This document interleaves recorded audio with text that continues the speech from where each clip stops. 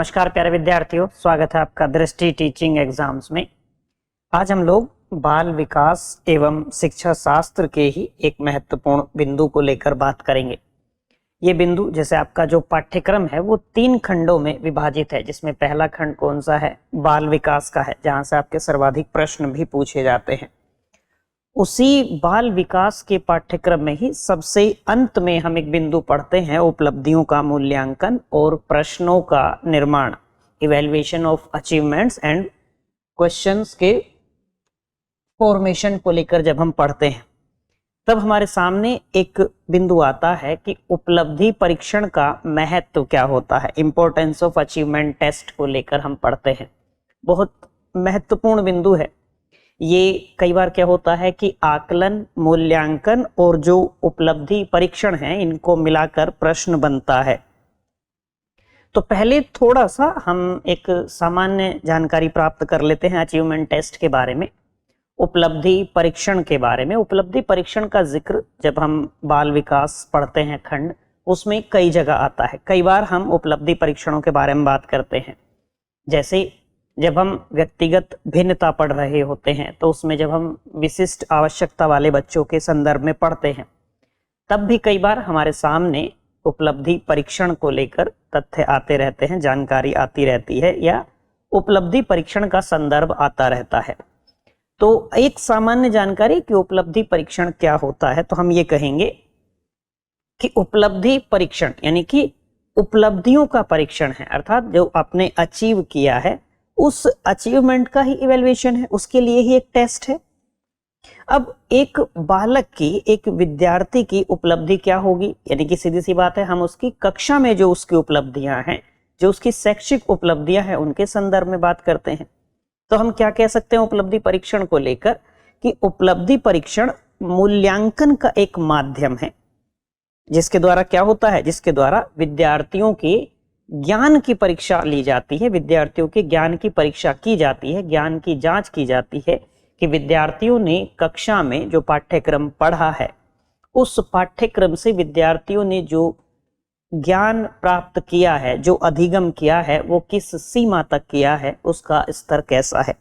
आप ये भी कह सकते हैं कि विद्यार्थी ने किस सीमा तक विषय संबंधी ज्ञान प्राप्त किया है, इस बात के लिए उपलब्धि परीक्षण आयोजित होते हैं। बालकों के, विद्यार्थियों के अचीवमेंट टेस्ट होते हैं। तो अब यहां से सहज ही जब हम इंपॉर्टेंस को लेकर बात करेंगे, जब हम उपलब्धि परीक्षण के महत्व को लेकर समझ रहे होंगे कि क्या महत्व होते हैं, तो कुछ बिंदु सहज ही हमारे दिमाग में आएंगे। जैसे सबसे पहला बिंदु हम क्या कह पाएंगे सहज ही कि अधिगम के स्तर का पता चलता है। क्या कह सकते हैं, जैसे मैंने आपसे अभी कहा कि विद्यार्थी ने, बालक ने, कक्षा में उपस्थित जो बालक है उसने किस सीमा तक या आप कहें किस हद तक विषय संबंधी ज्ञान प्राप्त किया है, इस बात की जांच किससे हो जाएगी? उपलब्धि परीक्षण से हो जाएगी। यानी कि उपलब्धि परीक्षण मूल्यांकन का एक माध्यम है। तो बालक के अधिगम स्तर की जांच करने के लिए उपलब्धि परीक्षण महत्वपूर्ण हो जाएगा। उसका महत्व किस संदर्भ में हो जाएगा कि उपलब्धि परीक्षण के माध्यम से ही बालक के अधिगम स्तर की जांच की जाती है। तो एक बिंदु तो हम कह सकते हैं अधिगम स्तर की जांच करना, जांच करना। अब चूंकि हम शैक्षिक परिस्थितियों में बात कर रहे हैं, एक विद्यार्थी के संदर्भ में बात कर रहे हैं उपलब्धि परीक्षण की, लेकिन आप यदि विचारों का विस्तार करेंगे तो आप सोचिए कि क्या केवल विद्यार्थियों को ही उपलब्धि परीक्षण देना होता है? क्या केवल विद्यार्थियों की या केवल कक्षा में ही या केवल शैक्षिक उपलब्धियां ही होती हैं? यदि कोई व्यक्ति ऐसा है जो किसी अन्य क्षेत्र में काम करता है, कोई किसी जगह नौकरी करता है, किसी कार्यालय में जाता है, किसी कंपनी में, कारखाने में नौकरी करता है, तो वहां भी हो सकता है। लेकिन वहां हम क्या कह देंगे, फिर उपलब्धि परीक्षण वहां भी है, लेकिन वहां कह क्या देंगे, हम कहेंगे कार्य स्तर की जांच करना।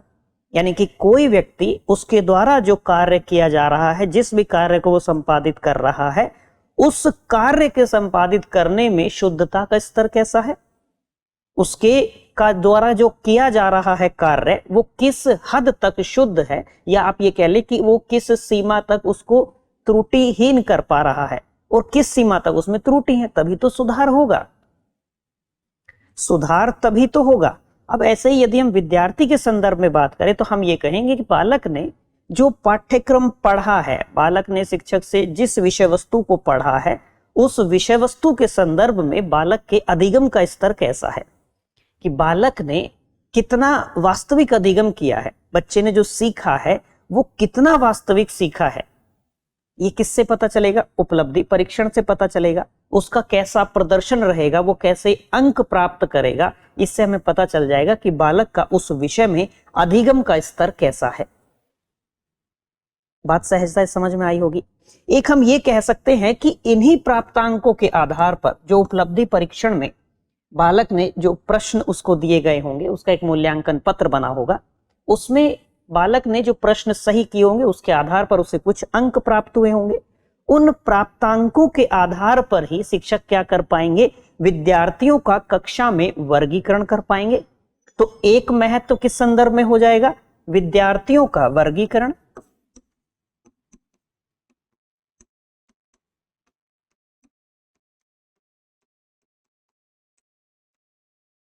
किस संदर्भ में आप कह पाएंगे? विद्यार्थियों का वर्गीकरण। जैसे परीक्षण के पश्चात ही जो विद्यार्थियों के प्राप्तांक हैं, जो विद्यार्थियों को अंक प्राप्त हुए हैं उस उपलब्धि परीक्षण में, उस परीक्षण के आधार पर ही क्या होगा कि विद्यार्थियों के, बालकों के मानसिक स्तर का पता किया जा सकेगा, विद्यार्थियों के बौद्धिक स्तर का पता किया जा सकेगा और उनके इस बौद्धिक स्तर के अनुसार उनका वर्गीकरण किया जा सकेगा। जैसे मैं हमेशा कहता हूं कक्षा में भी कि हर कक्षा में सामान्यतः 3 स्तर विद्यार्थियों के देखने को मिलते हैं। एक प्रतिभाशाली, आप कह लीजिए जो प्रखर बुद्धि के विद्यार्थी होते हैं, जिनकी बौद्धिक क्षमता, जिनकी बुद्धि लब्धि का स्तर उच्च होता है। एक औसत बौद्धिक क्षमता रखने वाले होते हैं, जिनकी बुद्धि लब्धि का स्तर औसत होता है, और एक औसत से कम होते हैं, आप कह लीजिए कमजोर विद्यार्थी होते हैं। अब ये जो हम वर्गीकरण कर पा रहे हैं, ये जो हम कह पा रहे हैं कि कक्षा में ये 3 स्तर सामान्यतः होते हैं, ये किस आधार पर हम कह पा रहे हैं? क्योंकि हमारे पास उनके उपलब्धि परीक्षण के परिणाम हैं, हमारे सामने उनका प्रदर्शन है कि उनका विषयों में कैसा प्रदर्शन रहा है, उस आधार पर हम उनका वर्गीकरण कर पाए। तो जो उपलब्धि परीक्षण में बालक, विद्यार्थी अंक प्राप्त करेगा, उन प्राप्तांकों के आधार पर उसका वर्गीकरण किया जा सकेगा। तो विद्यार्थियों का वर्गीकरण करने के संदर्भ में भी हम ये कहेंगे कि उपलब्धि परीक्षण का महत्व है। बात आसानी से समझ में आई होगी। एक हम कह सकते हैं निदान करने के लिए, निदान कि उपलब्धि परीक्षण के माध्यम से जब बालक किसी विषय से संबंधित प्रश्नों को हल करेगा तो उसके सामने हो सकता है कोई कठिनाई आए, कुछ चुनौतियां उसके सामने आए, तो उपलब्धि परीक्षण के माध्यम से ही यह पता चल पाएगा कि बालक की किस विषय में, किस बिंदु में, किस सिद्धांत में या किस नियम में उसके अधिगम की जो कठिनाइयां हैं, उन कठिनाइयों के बारे में पता चल सकेगा।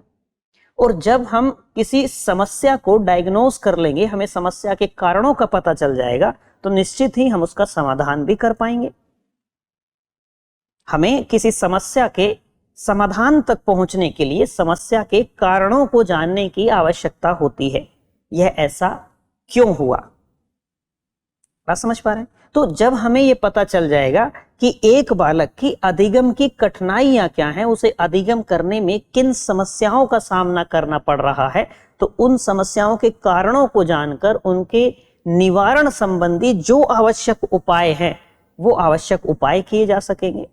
जब वो आवश्यक उपाय हो जाएंगे तो हम ये कह सकते हैं कि इस दृष्टि से विद्यार्थियों की प्रगति में योगदान दिया जा सकता है। जब बालक के अधिगम में जो कठिनाइयां आ रही थी, उन कठिनाइयों को दूर कर दिया गया, तो अब तय है, स्वाभाविक है कि बालक का अधिगम वास्तविक अधिगम होगा, बालक के ज्ञान में वृद्धि होगी, उसके प्रदर्शन में सुधार होगा। तो कहीं ना कहीं हमने क्या किया? उपलब्धि परीक्षण के आधार पर बालक की प्रगति में योगदान दिया। तो बालक की प्रगति में योगदान दिया जा सकता है, ये भी हम कह सकते हैं। पहले हमें समस्या डायग्नोज करने की आवश्यकता है, उसके बाद में ही तो उसका इलाज शुरू होगा। बात समझ में आई होगी। हम इसी आधार पर जो बालकों के अंक प्राप्त होते हैं, उसी के आधार पर यह कह सकते हैं कि यदि किसी विद्यार्थी विशेष के संदर्भ में उसको व्यक्तिगत सहायता की आवश्यकता होती है तो शिक्षक ऐसे बालक की व्यक्तिगत सहायता भी करते हैं। तो हम क्या कह पाएंगे, एक बिंदु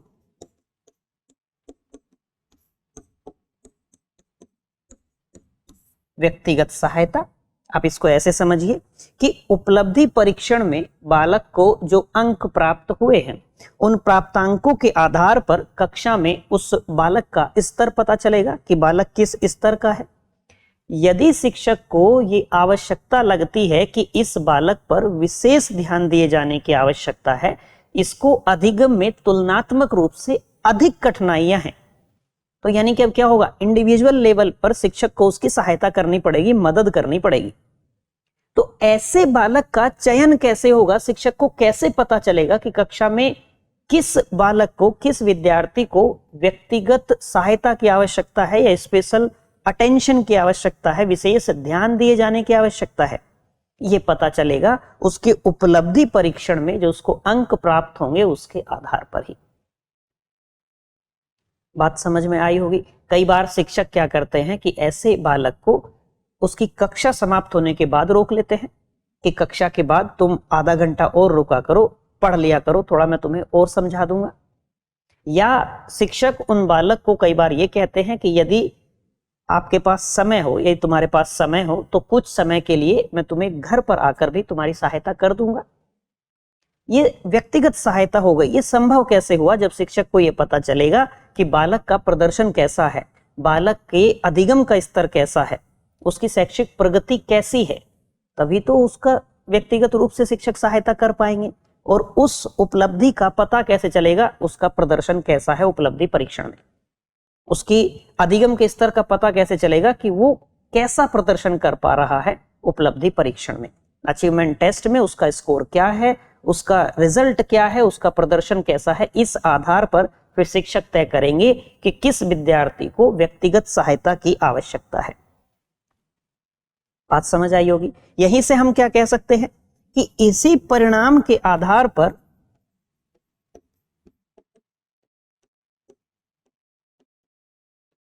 शिक्षक विद्यार्थी का उचित निर्देशन कर पाएंगे, उचित उसका मार्गदर्शन कर पाएंगे कि विद्यार्थी ने उपलब्धि परीक्षण में जो अंक प्राप्त किए हैं उन अंकों की तुलना शिक्षक उसके पहले पूर्व में प्राप्त किए गए अंकों से उसकी तुलना करेंगे, उन दोनों में अंतर देखेंगे और उस अंतर को देखकर उस बालक को समुचित निर्देशन दिया जा सकता है आगे के लिए भी, कि इस बालक को आगे कौन से विषय लेने चाहिए, इस बालक को आगे किस विषय में अध्ययन करना चाहिए जो इसके लिए उचित हो, जो इसके लिए अच्छा हो, जिसमें इसका प्रदर्शन अच्छा हो सकता है।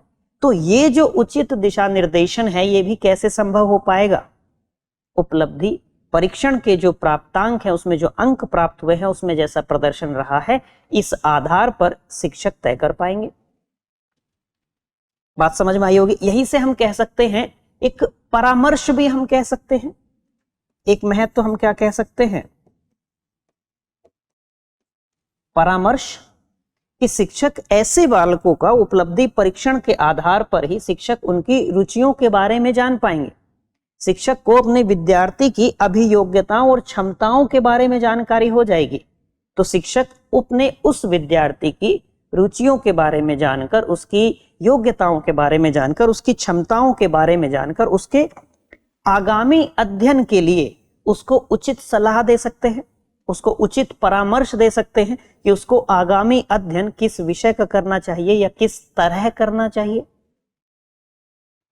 बात समझ में आई होगी। हम ये कह सकते हैं उपलब्धि परीक्षण से ही हम एक बिंदु और कह सकते हैं, परामर्श, प्रोत्साहन। परामर्श के बाद हम क्या कह पाएंगे, प्रोत्साहन। जो उपलब्धि परीक्षण होते हैं तो उन उपलब्धि परीक्षणों से विद्यार्थी को जो अंक प्राप्त हुए उसका जैसा प्रदर्शन रहा, तो सामान्यतः ये होता है कि उपलब्धि परीक्षण विद्यार्थियों को अध्ययन के लिए प्रोत्साहित करता है। यानी कि एक प्रकार से जो परीक्षाएं हैं वो विद्यार्थियों को अधिगम करने के लिए और वास्तविक अधिगम करने के लिए प्रेरणा भी देती हैं। जैसे विद्यार्थी ने किसी विषय को पढ़ा, किसी विषय का अध्ययन किया, कुछ पाठ उसने पढ़े, फिर उन पाठों का ही, उस विषय वस्तु का ही उसका उपलब्धि परीक्षण हुआ, उसका कोई टेस्ट आयोजित हुआ। उस टेस्ट में बालक का कैसा प्रदर्शन है। जब बालक एक परीक्षा में जाता है, एक कक्षा में जाता है, तो उसके अपने उद्देश्य होते हैं। कक्षा में आता है तब भी, जब वो परीक्षा में बैठेगा तब भी। तो बालक कुछ अपने लक्ष्य निर्धारित करता है। अब यदि बालक उन लक्ष्यों को प्राप्त करता है तो उसे और बेहतर करने की उम्मीद होती है कि अब मैं और बेहतर करूंगा, तो यानी कि वो और मोटिवेट होता है।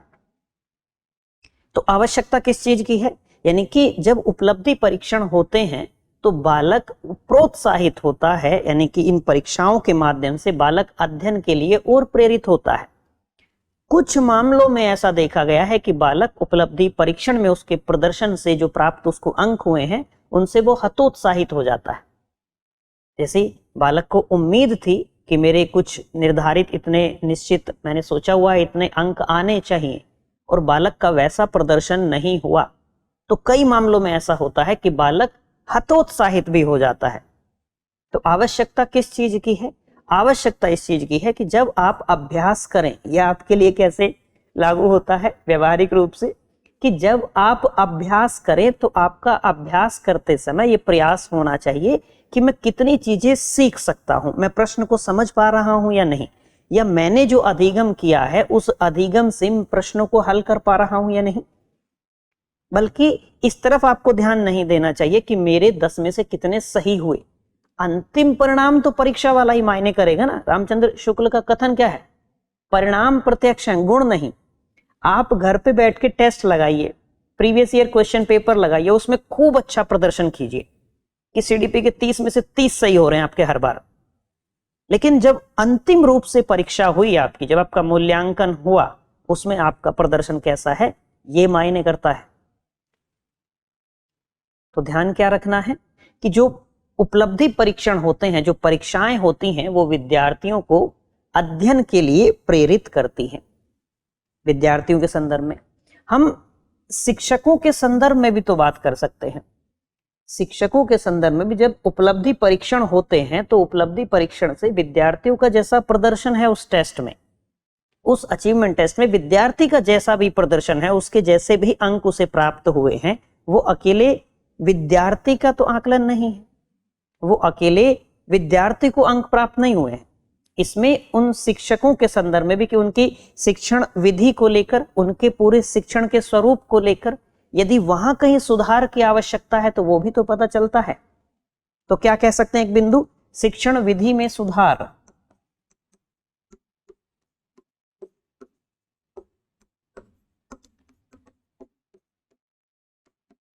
शिक्षण विधि में सुधार, आप पूर्ण कह सकते हैं शिक्षण में भी सुधार।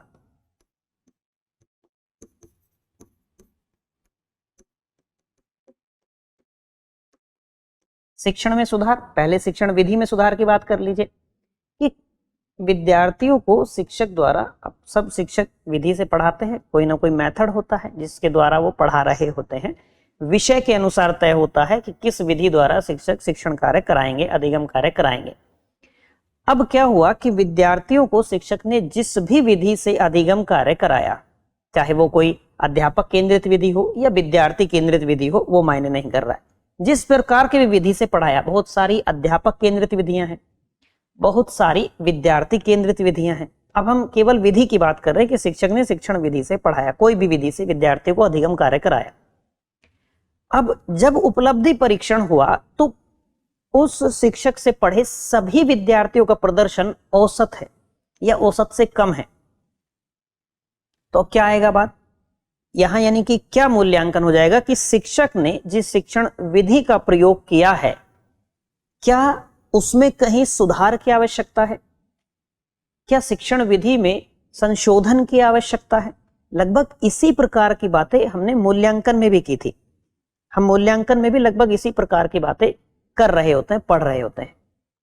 ठीक है, ठीक ऐसे ही आप शिक्षण में बात कर लीजिए कि क्या ऐसा तो नहीं कि शिक्षण का स्वरूप ही पूरा गलत हो रहा हो। तो इस बात के बारे में भी तो पता चल पाता है किसके माध्यम से, उपलब्धि परीक्षण के माध्यम से। उपलब्धि परीक्षण के माध्यम से ही पता चल पाता है। कई मामलों में हम ये कह देते हैं कि उपलब्धि परीक्षण मान्यता प्रदान करने में सहायक होते हैं।